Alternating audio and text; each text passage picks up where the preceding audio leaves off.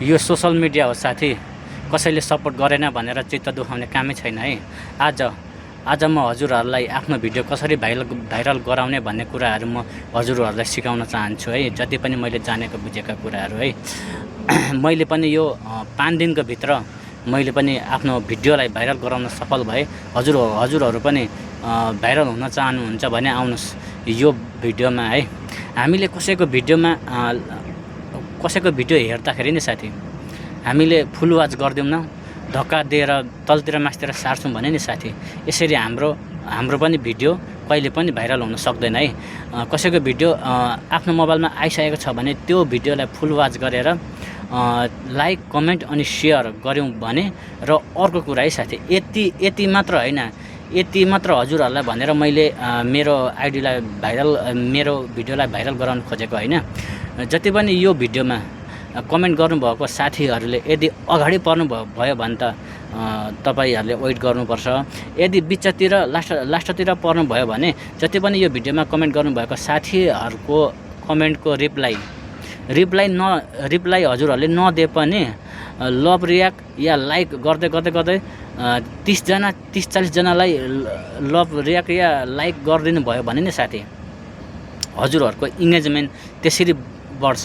र कसैले मेरो जति पनि एक्टिभ फलोवर्सहरू छ यहाँ 7300 सबै हजुरहरूले लान सक्नुहुनेछ है।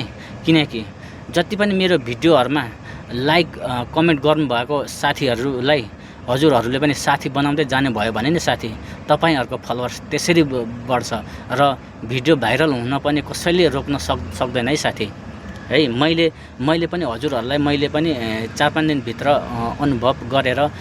अनुभव बटुलेको मान्छे हो। 4-5 दिन त के भन्नु र 10-15 दिनै अब आफ्नो भिडियो भाइरल गराउनुको लागि चाहिँ भनेर होइन, अरूको भिडियोहरू हेर्दाखेरि मैले फुल वाच गरिदिन्थेँ र लाइक कमेन्ट अनि सेयर पनि गरिदिन्थेँ। र त्यो भिडियोमा कमेन्ट गर्नुभएको साथीहरू सबैलाई यदि मैले फलो गरेको छुइनँ भने फलो पनि गर्दै जान्थेँ।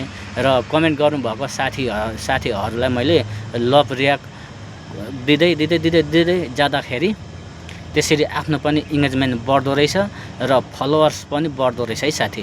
त्यसैले विचार गर्नु होला।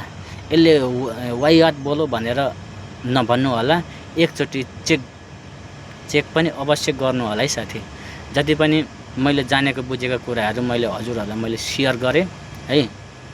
र म अझै पनि भन्छु है साथी, आफ्नो भ्युज, इङ्गेजमेन्ट, फलोवर्स यो तीनटा चिज बढाउन चाहनुहुन्छ भने नि साथी, हजुरहरूले मैले भनेको कुराहरू आजैदेखि सुरु गरिहाल्नुहोस्। कसैको भिडियोमा गएर है, जस्तै अब हामी त अब मोबाइल चलाउँदै गइन्छ नि, मोबाइल चलाउँदै जाँदाखेरि हामीले कसैको भिडियो हेर्छौँ, अवश्य नै हेर्छौँ।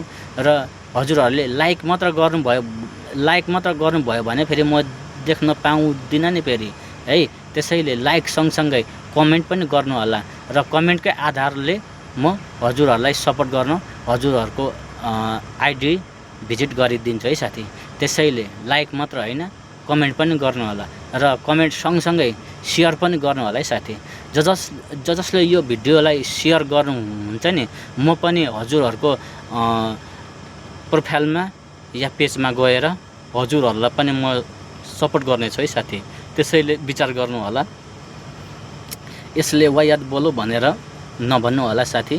मैले पनि अनुभव बटुलेर अनुभव हजुरहरूलाई मैले सेयर गरेको। कसैको भिडियो हेर्दाखेरि हामीले लाइक कमेन्ट अनि सेयर पनि गर्नुपर्छ र कमेन्ट गरेको प्रत्येक व्यक्तिलाई है, सुरुदेखिको अन्तिमसम्मको कमेन्ट गरेको व्यक्तिलाई हामीले यदि साथी बनाएको छैन भने साथी पनि बनाउने र साथीको कमेन्टलाई पनि रिप्लाई दिँदै जानुपर्छ। अनि हाम्रो फलोवर्स पनि बढो, इङ्गेजमेन्ट पनि बढ्छ र भ्युज पनि है साथी। त्यसैले विचार गर्नु होला। मैले त आफूले भोगेको कुराहरू हजुरहरूको सामान्य राख्दै हालेँ, अन्यथा नसम्झिनु होला। भिडियो अन्तिमसम्म हेरिदिनु भएकोमा हजुरहरूलाई धेरै धन्यवाद। र यो भिडियो कहाँदेखि हेर्दै हुनुहुन्छ कमेन्ट पनि गर्नु होला। हस् त, धन्यवाद।